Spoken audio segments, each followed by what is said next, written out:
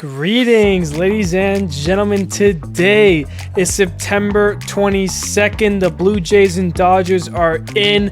The Brewers are Central champs. Mike Trout 400. Let's talk about it. Hello, everybody. My name is Steven. This is the middle of the order. How are we doing today? Ladies and gentlemen, the season started way back in March. It is now September, and we are in the final week of the 2025 regular season. 7 days, 6 games, 2 series, and still 7 spots available in the postseason. We'll be talking about all that and more, but first, let's get into our series recap. Angels and Rockies lead us off. The Rockies win it 7-6. Ward, Shanuel, they homer, but most importantly, Mike Trout hits his 400th career MLB home run, part of a 3-0 Angels win. The Rockies win their match 3-1 Colorado. They take 2 of 3 from the Halos. Lawrence Butler, a 3-run go-ahead home run in the opener for a 4-3 A's win, but the Pirates get the next 2, 2-0 and 11-0, shutting out a tough A's offense. Pirates take 2 of 3 from the A's at home. Marlins at Rangers. This one goes into extras. Rary Tellez ties it in the 10th, down to the last out with a 2-run home run. The Marlins, though, score 3 in the 12th with a 6-4 win. Troy Johnston, Connor Norby, they go back-to-back to break the tie and get an insurance run. 4-3 Marlins in this one. And in the final game, they win it 4-2 as the Miami Marlins kind of kill off the Texas Rangers with a sweep at home. Texas, what are we doing? Red Sox and Rays now. The Red Sox scored 7 in the 8th to blow it open. Even a Rays grand slam late could not help them come back. 11-7 Red Sox. They would then break the tie, scoring 3 in the 9th to get a 6-3 win, but they could not get the sweep as Brandon Lau hits his 30th home run of the season. Meanwhile, Christopher Morel drives in 4, part of a 7-3 Rays win to avoid the sweep. Yankees and Oilers playing a 4-game set. Max Fried punches out 13 while the Yankees score 4 in the 7th, part of a 7-0 Yankees win. Trevor Rogers continues his amazing season, another gem against the Yankees, a 4-2 Baltimore win to even up the season, the series. Giancarlo Stanton, his 450th career MLB home run, incredible stuff. Aaron Judge, his 49th homer of the season, a 6-1 Yankees win. Last game went into extras, but the Yankees put up a 6 spot as Ben Rice hits a grand slam. Jazz Chisholm goes deep. He's got a 30-30 season. 7-1 Yankees. They take 3 of 4 from Baltimore. Blue Jays and Royals now. The Royals scored 7 in the first in what became a big-time blowout. They scored 10 runs off of Heineman. Yeah, Heineman. 20-1. Kansas City. Damn. Bobby Witt, Vinny Pasquantino, they go back-to-back in the 4th for the only Royals runs, part of a 2-1 Royals win. But the Jays finally get it done. They score 2 3-run innings. They punch their ticket to the postseason with an 8-5 win to avoid the sweep. Braves and Tigers in oh no Detroit. Acuna, Hassan Kim, Drake Baldwin, they all go deep in a 10-1 Braves win. Have a day, Nacho Alvarez Jr., his first and second career MLB home runs. That's now 5 times we've had that happen. He gets 3 RBIs, including a game-tying single in the 9th to help the Braves set up the win. They score 2 in the 9th to tie and take the lead in a 6-5 comeback win. And in the last game, the Braves add 3 in the 9th to turn a 1-run game into a 4-run lead, safe for the sweep. 6-2 the final. The Braves sweep the Tigers. Meanwhile, the Guardians are in Minnesota taking on the Twins in a 4-game set. Bo Naylor have a day, 4 RBI game, part of a 6-2 win. Jose Ramirez homers for a second straight 30-30 season. Bo Naylor, a 2-homer game, and George Valera hits his first career MLB home run, a 6-0 Guardians win for the first game of the doubleheader. In the second game, it was just as bad because the Guardians put up 6 runs in the 5th inning, leave it to an 8-0 victory as they play 18 innings on Saturday, and the Twins score 0 runs. Sunday, though, Brooks Lee hits the go-ahead home run to take the lead. Royce Lewis, a 3-run home run, ices the game. It's a 6-2 Minnesota win to salvage the series, but Cleveland takes 3 of 4 from Minnesota. Tigers, check your mirrors. Nationals and Mets. Soto hits a new career high 42nd home run as the Mets score 6 in the 4th in a 12-6 victory. Soto would then tie the game in the 9th with a single. He's starting to seem like he is worth his money. But how about in extras? Dalen Lyle hits a go-ahead 2-run inside the park home run in the 11th for a 5-3 Nationals win. And in the rematch, Nazem Nunez hits a 2-run home run. And how about Young? He shines in center field, makes 2 outrageously amazing catches in a 3-2 Nationals win as they take 2 of 3 from the Mets. Padres and White Sox now. White Sox, Miguel Vargas, a 2-run home run, part of a 4-3 win for the White Sox. Padres come back though. Jackson Merrill, a home run. The Padres score 4 in the 6th for a 7-3 victory. And then Fernando Tatis Jr. hits his career number 150th home run of his career. 3-2 Padres. They take 2 of 3 from the White Sox. Brewers and Cardinals now. The Cardinals scored 5 in the 5th, part of a 7-1 victory.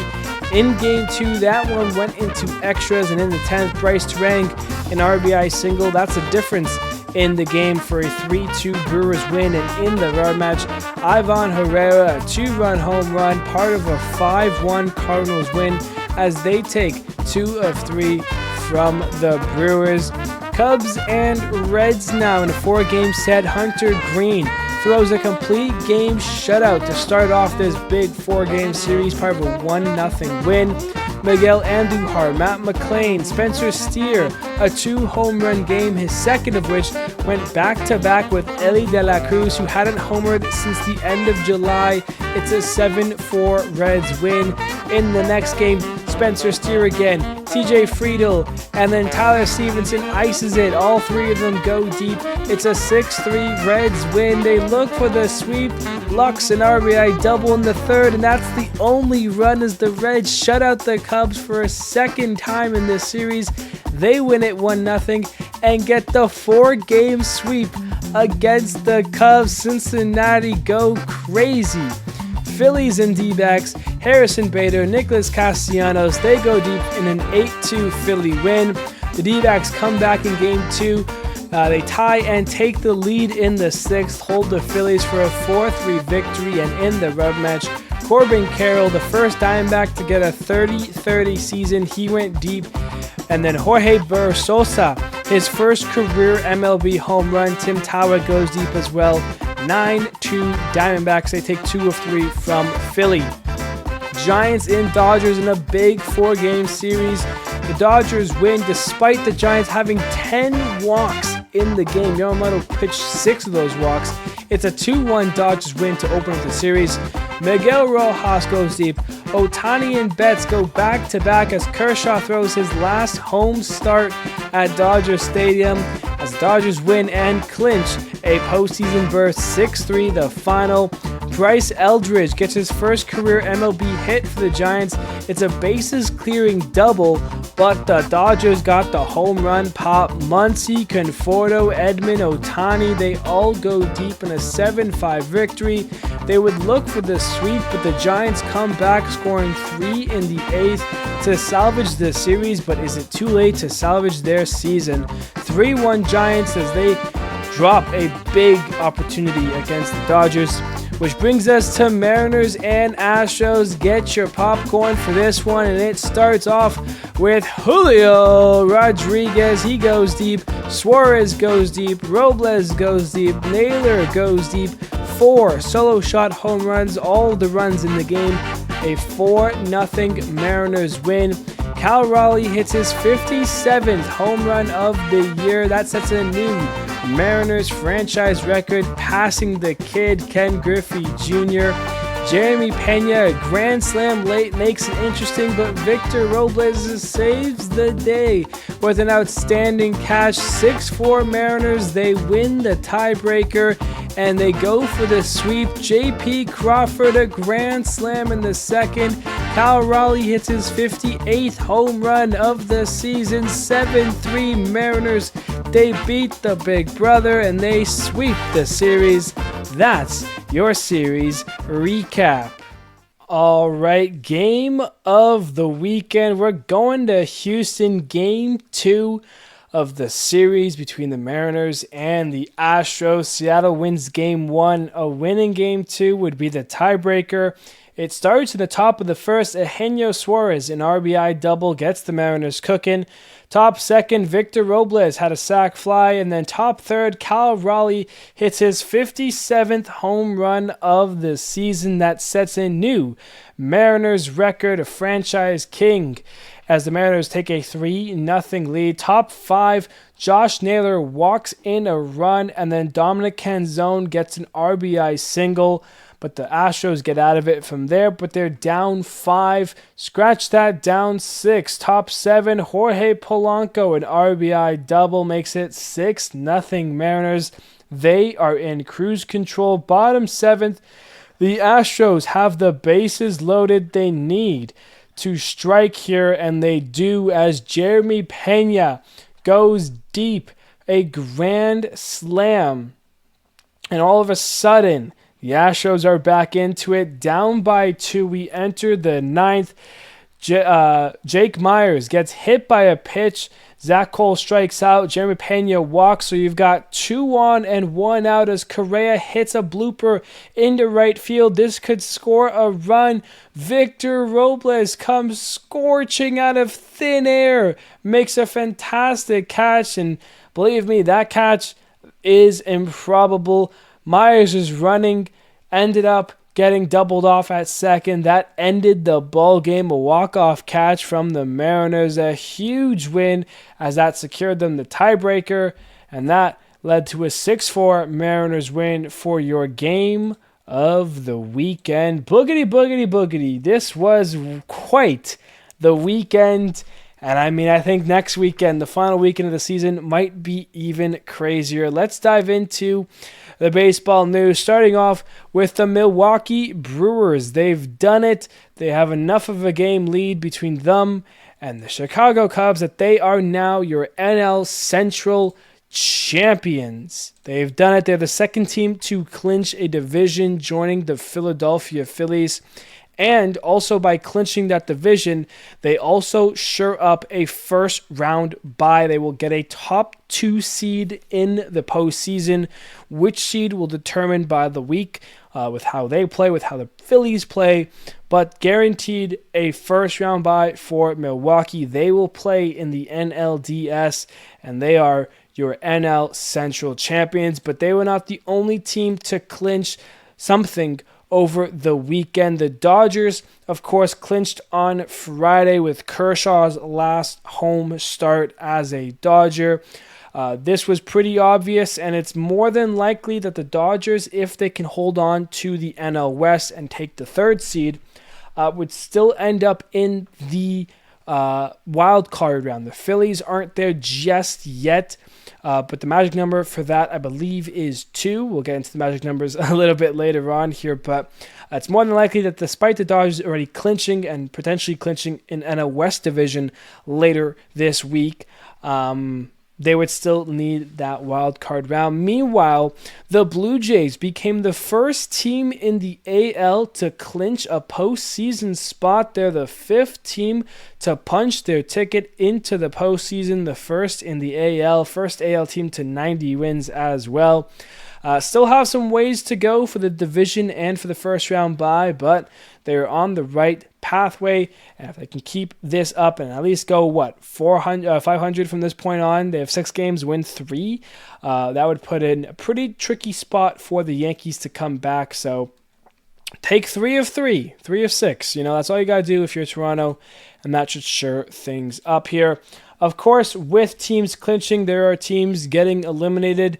Not as many as you would think at this point in the season. Braves and the Rays are the two teams that were eliminated over the weekend. Of course, the Rays, we weren't expecting too much for them. They had some fun names, but of course, still some key guys who are dealing with big injuries. Guys like Shane McClanahan being one of them. There was some hopes there. We saw Junior Caminero have one of the best Rays seasons we've seen in a long time, putting him up there with Carlos Pena, most home runs. He's still going for that franchise record, so keep an eye on Caminero this last week. And the Braves, well, I had high hopes of the Braves this season. I had them winning the NL East division. Injuries got in the way, tough, just on the field display. The pitching wasn't there. Strider was hurt. There was a bunch of issues that went wrong, and when he was healthy, he wasn't great this year. So the Braves, a lot of the things take the step back, but they're not going to be back for too long. It's the first time that the Braves are missing the postseason since 2017. So it definitely has been a while that we've had a postseason without the Atlanta Braves, but we are having that reality this year. So those are the two teams that were eliminated this weekend. Let's talk into what happened this weekend. We mentioned it, Seattle Mariners.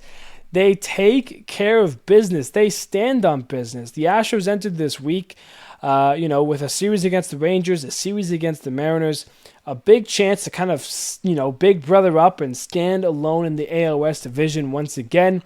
They did the first half of that by sweeping the Texas Rangers, but they then get swept by the Mariners, so they might have been able to deal with Texas, but they could not handle Seattle, who are now 9-1 in their last 10, 13-1 in their last 14, I believe. Like, the Mariners have been playing some hot brand of baseball.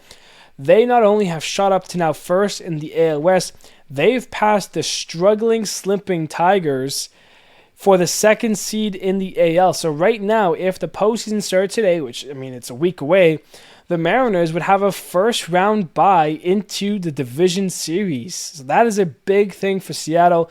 Of course, they have a big series still against the Dodgers, the Dodgers and Mariners are in similar spots, both with 3 games leads in their division, and, both in the West, essentially AL West, NL West, and they play each other, and they're just trying to stave away the Astros and the Padres. So amazing stuff there from Seattle. Big team effort. Pitching was phenomenal. Guys like Kirby was great.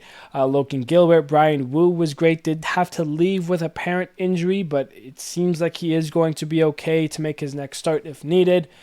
But yeah, Seattle taking care of business. If you're Houston, right now, the division's still on the table, sure, 3 games back, 6 games to go, but if you're the Astros, your main concern is getting into the wild card, because as it stands right now, the Astros are tied with the Guardians for the 6th seed. However, Cleveland is the holder of the tiebreaker, so as it stands right now, the Astros would miss the postseason if it started today. Of course, they have a week to change that, whether it's winning the division or at least getting into the wild card. But Houston, you've got some work to do. Moving on here, let's talk into the NL wild card because we had a changing of the guard in a big way. The Mets lost 2 of 3 against the Nationals, but how about the Cincinnati Reds? They have a huge 4-game series against the Cubs, who are chasing the Brewers for the NL Central throne. Of course, that was no longer the case, and that's helpful. Part of the Cincinnati Reds, who win not 1, not 2, not 3, but 4 games. They sweep the Cubs, and if the postseason started today, your Cincinnati Reds are in the postseason. How about that? Cincinnati and the Mets are currently tied for the 6th seed, 80 and 76, with the Reds having the tiebreaker over the Mets. They're on a 5-game winning streak. And if you're thinking it's a 2-team battle, think again, because Arizona took 2 of 3 from the Phillies and are just 1 game back of the Mets and Reds. This last seed could get very, very interesting. Of course, Diamondbacks still have the toughest schedule going forward this week. They play the Dodgers and Padres. So Diamondbacks If they want that 6th seed, they're going to have to earn it by winning their games. They cannot rely on the Reds and Mets to just lose out. They got to do some big-time damage against some two teams who are very good and, of course, fighting for the NL West title. But if you're Cincinnati, you're feeling great. A 4-game sweep with the Cubs at home, and now you're in the postseason spot. The Mets, they lose out on their postseason spot for the first time since April 5th. They had been in the postseason spot for almost the entire season. Granted, the first week and a half? By game 11, the Mets win a postseason spot. We're at game 156, and they just now lost it. Holy, the Mets are in a free fall right now. They've got to win their games and stand up because they desperately need to make sure they get that 6th seed. This season would go so tragic if they do not make the postseason. But that NL wildcard spot is up for grabs, as I mentioned. 2 teams tied. Diamondbacks 1 game out. And if you want to add the Giants in there, who are, 3 games out, Marlins 4 games out with the Cardinals, still outside chances for those teams. You never know. Baseball can be baseball. We've seen it happen already this season. Speaking of baseball being baseball and potential major huge collapses, we've got 2 trending teams in the AL Central. The Cleveland Guardians were on a 10-game winning streak. Of course, they lost yesterday on Sunday against the Twins. They almost had a 4-game series sweep. Instead, they're 9-1 in their last 10, but essentially they just come off a 10-game winning streak. And the Tigers have a 1-game lead over the Guardians. They've lost 6 straight. They have back-to-back sweeps. They could not handle the Braves at home. They're 0-6 in their homestand. Of course, they got swept by the Guardians, then swept by the Braves. Meanwhile, the Guardians just putting in work. And right now, the AL Central Division, it's up for grabs. 1 game back is Cleveland. They're in a wild card spot. They're feeling great, and the Tigers will do everything they can to desperately hold on to the Central. It will go down as a major collapse if they don't. The Tigers are in the similar spot with the Astros, but at least they're holding on to the division still. But, the Tigers could easily lose down the division, and then it comes down to Detroit versus Astros for the 6th seed. Is that the week we're going to have? There's still so much to play for in the American League. And, this is what makes this last week of the postseason so special always. Last week of the regular season, excuse me. There really is a lot of great baseball still left to have and still a lot to figure out here. And, we're only talking about postseason and the seeding and which teams make it, but there's still so many great things to happen. Teams that are players that are potentially playing their last, games for these teams. We talked about Kershaw, his last start. Guys who will be hitting free agency, who have been a staple in some franchises for such a long time. They're getting their standing ovations. Nolan Arenado, in the last Cardinals homestand this weekend, he got a standing ovation in what potentially could be his last at-bat, as he most likely will not be a Cardinal next year potentially, so we got to see about that. But then also big milestones such as Giancarlo Stanton hitting his 450th career home run. And how about Mike Trout, his 400th career home run, and it was an absolute moonshot over 480 feet, I believe 483 to be exact. The fan that caught it gave the ball back to Trout. All he had to do was play a simple game of catch. How amazing is baseball? How lovely is that? I saw a stat, Mike Trout career home runs, 200 at home at Angel Stadium, 200 on the road, and even nice 50-50 middle. Congrats to Trout on a huge milestone in what is an already Hall of Fame resume for him. And of course, Stanton, a prolific power hitter, once with the Miami Marlins, now with the New York Yankees, getting up to 450. Does Giancarlo Stanton make the Hall of Fame one day? That would be a great question to wonder here. Last bit of baseball news to cover is I want to go into the tiebreakers just a little bit because, as I mentioned, so much can happen this week, and obviously we still have our episode on Friday. So over the next 4 days, 45 games will hopefully, clear out the picture a little bit more. But we're going to be going into the last week, the last series of the season with so many unanswered questions here. At least looking at the tiebreakers might clear up the picture. So things I want to talk about, the Blue Jays, they hold all of their tiebreakers. They have it over the Mariners, the Red Sox, the Tigers, the Yankees. They have it tied with the Guardians. The only team they lose it is with the Astros, but there's no way they would have to meet with the Astros in any situation because the Astros kind of just threw away the division. So, they're chilling. The Yankees, the only team the Yankees have the tiebreaker on is the Mariners. So they don't have it against the Red Sox. They do not have it against the Blue Jays. And they do not have it against the Tigers either. So interesting stuff there. For the AL Central, the big one here, of course, Tigers and Guardians.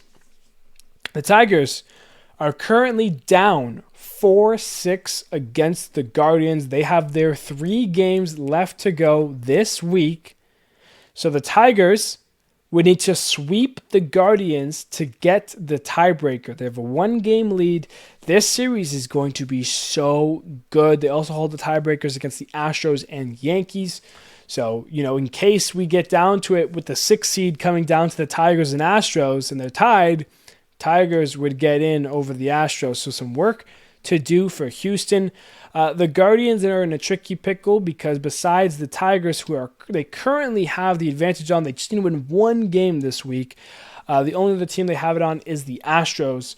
So, if the Cleveland Guardians end up tying, let's say, the Mariners for the home field advantage for that 2nd seed, Seattle would get it, and Cleveland would stuck in a wild card series. So keep that in mind going forward here.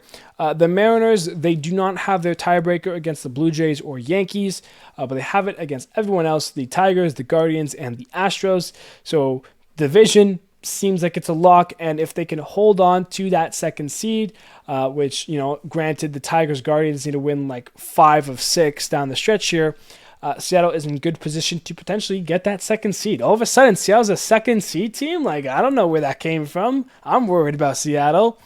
And then, as we mentioned, the Astros, the only team they have the tiebreaker on is the Blue Jays. And like I said, they're not really going to need a tiebreaker situation. I don't see a possible world. Well, it's baseball, so you never know. But the Blue Jays and Astros obviously could, but it'd be so impossible. Everything would have to go a certain way for them to, require that tiebreaker. But they don't have it against the Guardians. They don't have it against the Mariners. They don't have it against the Red Sox. They don't have it against the Tigers.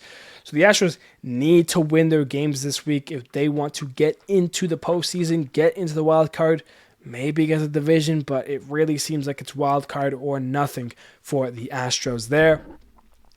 Going on here, the Red Sox, they have it against the Astros, the Guardians, and the Yankees. So, of course, that means potential, wild card seeding. If the Red Sox are able to tie the Yankees, let's say, for the 4 and 5 seed, it's likely, right now as it stands, it's likely they'll play each other. But, if they end up tied, the Red Sox would get home field advantage, which, could do some work there. On the NL side of things, the Phillies have obviously clinched the East. The only thing they need to know here is basically the divisions. So the Dodgers in the West and the Brewers in the East. The Phillies have it over the Dodgers. They don't have it over the Brewers. So it's more than likely the Brewers would end up in the 1 seed. They currently have that. Phillies would be in the 2 seed. But, if they were to be tied, the Phillies would end up still in the 2 seed. So it's likely that's the situation there. Brewers, same thing. They're the best team in baseball right now still. They have the tiebreakers over both the Dodgers and Phillies. They didn't have it against the Cubs, but they already clinched the division, so now that doesn't matter. The Padres, they are currently down 1-2 in their season series, but they have a 3-game set this week. So if the Brewers sweep that, they would have it over the Padres. So in case the Padres were able to win the division and then end up tied, but it wouldn't happen. So, that one's also kind of worthless. For the West, the Dodgers have it over the Padres and nobody else. They don't have it against the Brewers, the Phillies, the Cubs, or the Mets. So, if you're going to have the tiebreaker against one team, you want it to be against your divisional team. It's the Padres. That's what they have there. So they're feeling good about securing the NL West.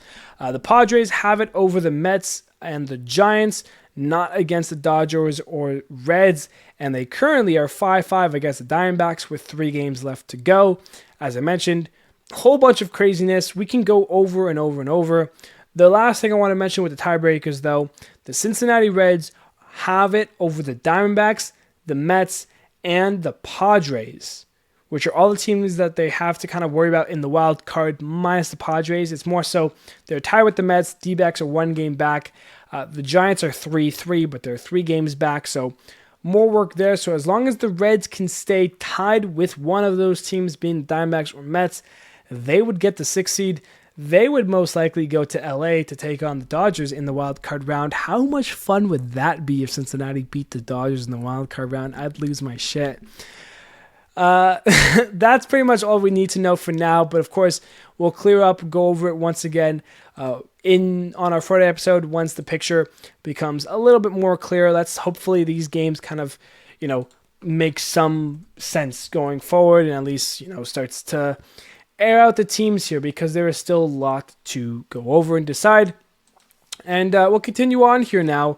Let's get going into the hot and colds from the week. Yandy Diaz from the Rays, 13 for 22, 2 doubles, a home run, 4 RBIs, 5 runs, 9 walks, a 1.528 OPS. Pete Alonso for the Mets doing everything he can, 10 for 21, a double, 3 homers, 5 RBIs, 6 runs, 3 walks, a 1.490 OPS. Matt Olson from the Braves, 12 for 30, 4 doubles, a triple, 3 homers, 10 RBIs, 9 runs, 4 walks, a 1.386 OPS. Drake Baldwin also from the Braves, 11 for 28, 2 doubles, a triple, 3 homers, 12 RBIs, 7 runs, a 1.290 OPS. And how about the big dumper himself, Cal Raleigh, 7 for 23, a double, 4 home runs, 6 RBIs, 6 runs, 3 walks, a 1.255 OPS, 2 homers away from 60, 4 away from tying Judge at 62. How much fun is that? On the cold side of things, Wenzel Perez from the Tigers, 1 for 23 with 10 Ks. Jordan Westburg from Baltimore, 1 for 21 with 10 Ks. Randy Arozarena, 1 for 24 with 8 Ks from the Mariners there. Josh Lowe, 1 for 21 with 9 Ks from the Rays. And then Matt Chapman, 2 for 25 with 9 Ks from the Giants. Not fun there. As we now look on to our injury updates from the week here, and there is a pretty decent list. Nolan Jones from the Guardians, 10-day IL with a strained oblique. Zach Geloff on the 10-day IL with a shoulder dislocation. Pablo Lopez on the 15-day IL with a strained forearm. Colt Keith on the 10-day IL with rib cage inflammation. Michael Kopech on the 15-day IL with knee inflammation. Chris Bassett on the 15-day IL with lower back inflammation. Brandon Woodruff from the Brewers, big chance there, 15-day IL with a strained lat. And then Yordan Alvarez, we mentioned how he had a significant injury.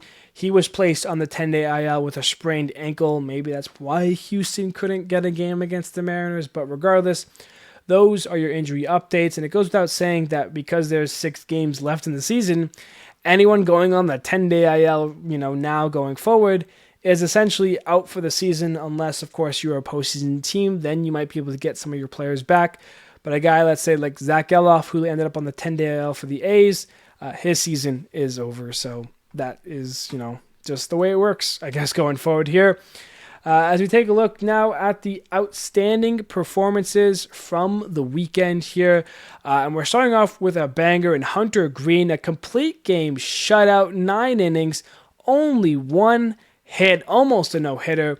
No runs, a walk, and 9 Ks. Had 2 base runners the whole game in a huge 4-game sweep. He set the tone there. He went up against Colin Ray, who was just as good, though. 7 innings, 4 hits, an earned run, no walks, and 11 Ks. Of course, that earned run got him the loss in that game, but he pitched fantastically. Max Fried, 7 innings, 3 hits, no runs, a walk, and 13 Ks against Baltimore. How about Slade Ciciani? 7 innings, 2 hits, no runs, a walk, and 8 Ks. He pitched game 1 against Minnesota in the doubleheader. Logan Allen Pitched the other one 8 innings, 4 hits, no runs, a walk, and 7 Ks. That duo was filthy. George Kirby, of course, 6 innings, 5 hits, no runs, no walks, 7 Ks. He was joined by Logan Gilbert, of course, 2 guys who did really good work against the Astros. 6 innings, 3 hits, an earned run, a walk, and 4 Ks. And then lastly, how about Trevor Rogers? Continues his fantastic season with a great game against the Yankees where he went 6 innings, 1 hit, no runs, 2 walks, and 7 Ks. Absolutely brilliant stuff there. We'll take a look quickly at the standings check. We've been kind of talking about it already. In the East, AL East, the Blue Jays 90 and 66, a 2-game lead over the Yankees and a 5-game lead over the Red Sox. Of course, the Red Sox and Blue Jays play this week, so if the Red Sox sweep, that leaves the door open for a potential crazy last series, and that gives the Yankees an opportunity to take over the East. AL Central, Tigers 85 and 71, Guardians 84 and 72. 1-9 in their last 10 is Detroit. 9-1 in their last 10 is Cleveland. A complete changing of the guard, and of course, a big 3-game series looms. In the AL West, the 9-1 Mariners in their last 10, 87 and 69, a 3-game lead over the Astros. They're feeling good on a 4-game winning streak, of course, sweeping the Astros, who have lost 3 straight. And remember when Texas had a chance at the division, a chance to make the postseason? They've lost 7 straight, losing to the Mets in walk-off fashion, then getting swept by the Astros, and then swept by the Marlins of all teams. That pretty much puts an end to the Rangers season. In the East, the Phillies 92 and 64, of course, have the NL East. They've clinched everything. They're chilling. In the NL Central, the Brewers are 95 and 61. They would need to go 5-1 in the last 6 to get 100 wins on the season. Can they do it? Of course, clinched the Central. And then in the NL West, 88 and 68 Dodgers, 3 games up on the Padres, 85 and 71. Do they have what it takes? In the wild card right now, we've got the Yankees, Red Sox, and then Guardians, who of course tie with the Astros. Yankees +4 on the line, Red Sox +1. The next team out would be Texas, who's 5 games back, of course, 7-game losing streak. That pretty much turns it down. So basically, you've got 6 teams in the AL fighting for 5 spots. 1 team is going to miss out. On the NL side, the Cubs have clinched. The Padres are 5 games up on the line, and then you have the Reds and Mets who are tied in the last seed, 5-game winning streak for the Reds, 80 and 76. And then you have the Diamondbacks who are 1 game out, the Giants who are 3 games out, the Marlins who are 4 games out, the Cardinals who are 4 games out. So in the AL, you've got, as I mentioned, 6 teams fighting for 5 spots. In the NL, you've got 6 teams fighting for 1 spot. It's a complete 180 because you have so many teams that have clinched already, but still so many teams that are fighting for that last spot because they're all pretty trashy teams. But, there's some chutzpah in the 6 seed team. I can feel it. But meanwhile, the seeding in the AL is all crazy, and that's the standings check. Anyways, we'll talk more baseball and more things more things happening. Baseball's happening. It's crazy. The upcoming series for the penultimate series of the regular season. Nationals at Braves, I'll sleep. Rays and Oilers, I'll sleep. Royals and Angels, I'll sleep. Twins and Rangers, I'll sleep. And this is where it kind of gets interesting. Marlins at Phillies. Of course, Phillies trying to chase down the Brewers for the first seed in the AL. Still looking to clinch their first round bye and head to the NLDS to start their postseason. Astros at A's. The Astros, big opportunity here. They need to get wins. The Rockies are in Seattle to take on the Mariners, who will look to clinch an AL West and, continue to fight there. Cardinals at Giants. If either of these teams wants that last spot, this needs to be a sweep series. Either the Cardinals need to sweep the Giants, or the Giants need to sweep the Cardinals. If they end up splitting this series in a way of 2-1, I'll sleep. Pirates at Reds. Reds, you now have control of your destiny. Do not waste it by losing to the Pirates. White Sox and Yankees. Yankees, big opportunity for you guys as the Red Sox and Blue Jays play each other. So, win these games and maybe you'll end up first in the AL East. Mets and Cubs. This is a huge one. Of course, the Cubs pretty much clinched the 4th seed and pretty much that's going to be their spot. But the Mets, they're tied with the Reds. They have work to do, so they need to go up against the Cubs and battle hard.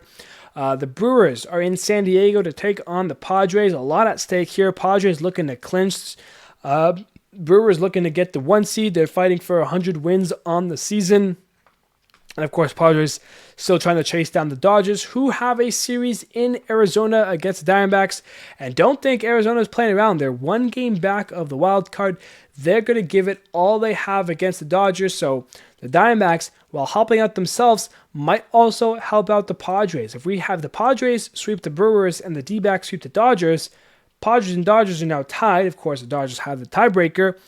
But also that means the D-backs have a good chance at being that 6th seed. So a lot at stake there. The Red Sox are in Toronto to take on the Blue Jays. Blue Jays looking to secure the AL East. They're going to have to beat up on the Red Sox. Meanwhile, the Red Sox, if they beat up on the Blue Jays, that gives an opportunity for them to potentially win it in last series. But it also means the Yankees could take it because the Yankees schedule is super easy. They play the White Sox and then Baltimore, so yada, yada, yada. And then, of course, the big one here that we're talking about for our series highlight as well, the Detroit Tigers and the Cleveland Guardians. This series is everything. First and second in the AL Central, the Cleveland Guardians are 10-1 in their last 11, of course, coming off their 10-game winning streak. Meanwhile, the Tigers are 1-9 in their last 10. Go back 3 weeks ago to the start of September. September 1st was 3 weeks ago. Go back to then. The Tigers had a 9-game lead over the Royals. Cleveland wasn't even in second yet. They were in third. The Tigers had a 9-game lead over the Royals. They had a 10.5-game lead over the Guardians. 3 weeks later, it's a 1-game lead. Of course, these teams have played each other before. They've played 3 series where Cleveland won 3-1 in Detroit back in May. Then a 3-game sweep for the Tigers in Cleveland in July. And then just last week, it was a 3-game sweep for the Guardians. That set up their 10-game winning streak. That was in Detroit. So when you go through all 10 games that these two teams have played, the road team has won 9 of the 10. So is that advantage Detroit? I don't know. And of course, the 4-game set was a 3-1 win for the Guardians. The other 2 were sweeps. So does that mean Detroit sweeps and they get the tiebreaker? Which, in case you don't know, the season series between them, Cleveland is ahead 6-4. They just need to win 1 of the 3 to get the tiebreaker. If they finish tied, they would get it. If Detroit sweeps, they would get the tiebreaker, but they would pretty much already win the Central as well, because if they sweep, that 1-game lead would go to 4-game lead, and there's 3 games left after that. So if the Tigers can sweep, they would win the division. Simple as that. You hear that, Detroit? Sweep the series. Simple. Well, it's game 1 simple because they've got the ace, the big man, Tarik Skubal, potentially winning the Cy Young once again, 13-5 with a 2.23 ERA. That's going to be a tough challenge for Cleveland, but they're sending out Gavin Williams, who's been pretty solid as of late, 11-5 with a 3.06 ERA. Of course, momentum says Cleveland should win, but of course, Tarik Skubal says, I'm going to pitch the best game of my life. Of course, remember when these two teams met up in the ALDS last year, Cleveland actually got to Tarik Skubal. That's how they got past Detroit in the ALDS. That big grand slam in Game 5 against Skubal. Lane Thomas hit that. So, Cleveland knows how to get to Skubal, but, Skubal also knows how to shove it for, 8 innings with 10 punch-outs. So this game is going to be great. In Game 2, Jack Flaherty has had a very up-and-down season, but mostly been down. 8-14 on the season with a 4.6 ERA. He'll go up against Tanner Bybee, who's 11-11 with a 4.34 ERA, practically as middle of a pitcher as there is based off of that. But of course, Tanner Bybee in his last 3 games, 21 2/3 innings pitched, only 3 runs allowed while striking out 21. Of course, had that complete game shutout in the mix there. So Bybee has been pitching great recently, despite his season saying he's been as average can be. Watch out for Bybee in this game. And then Game 3, the Tigers are listed TBD, and they're going up against Parker Messick, who has been brilliant since getting called up. 3-0 with a 2.0 .08 ERA. He's been brilliant for Cleveland. When you look at Detroit, the most likely starter is Keider Montero. He's 5-3 on the year with a 4.48 ERA. You could see potentially Casey Mize, but I doubt it. Another option is maybe calling up Jose Urquidy for a start, but his whole story has been weird, and he's only pitched 2 innings this year because he was coming back from Tommy John, and then he got DFA'd, but still was in the system, and he's in AAA just chilling. I mean, he has postseason pedigree. He has big game moments. Of course, coming off major surgery, he hasn't really pitched a whole lot, but, it's an option there. So Keider Montero, Urquidy, Mize, someone. I'd expect Montero, though. But regardless, that's what the 3 games look like for Detroit and Cleveland. Must watch baseball. As we take a look now into the magic numbers for the last week of the baseball season as things stand. For the AL, the lowest clinch is the New York Yankees. Their magic number is 1. That just punches their ticket into the postseason. Seattle, it's 2 for them. The Tigers, it's 4. The Red Sox, it's 4. And the Astros and Guardians are both 5. How are the Astros and Guardians both 5? Well, because Cleveland and Detroit are playing each other, one of them will be losing games. So technically, the Astros still control their destiny despite being, in the 7th seed currently and being the first team out of the postseason, because they'll play each other. Regardless of the outcomes, the Astros, if they win their games, will control their destiny. So keep that in mind.